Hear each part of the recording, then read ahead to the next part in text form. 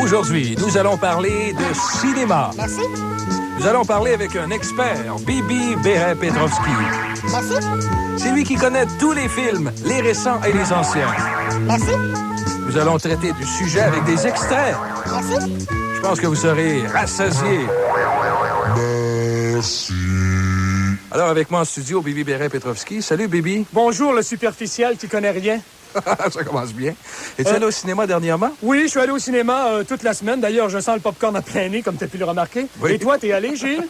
Ah, pas vraiment. La dernière fois, je suis allé voir un film, c'est La Tour Infernale, avec Paul McQueen, t'en rappelles, là, puis Steve McGarrett. Ah, ça date de 43, au moins, celui-là. Et es-tu allé voir le... C'est en 75. En 75. Es-tu allé voir le déclin de l'Empire américain? Ben non, c'est un film 14 ans, puis j'ai 26. Oh, tu es con, tu es superficiel.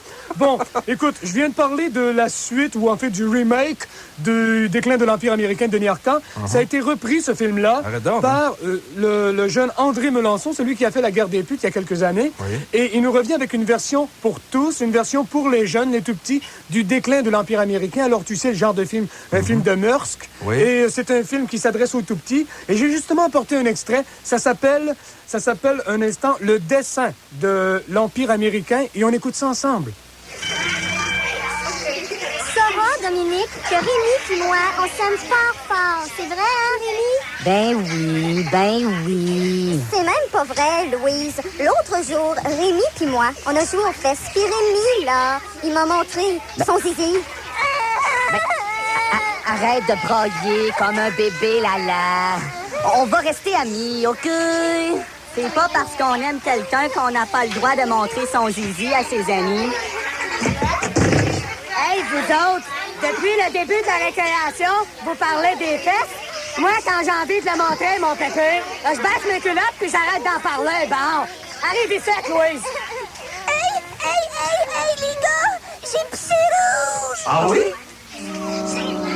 Je vais pas le dire, Bibi, ça a l'air bon, hein? Oui, c'est jeune, c'est frais, c'est ripompotralala, c'est très, très amusant. Oui.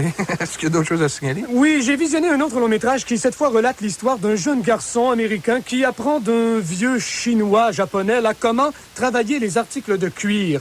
Et tout le long du film, les acteurs portent des grosses cravates, là. Oui, comment ça s'appelle? Ça s'appelle The Cravate Kid.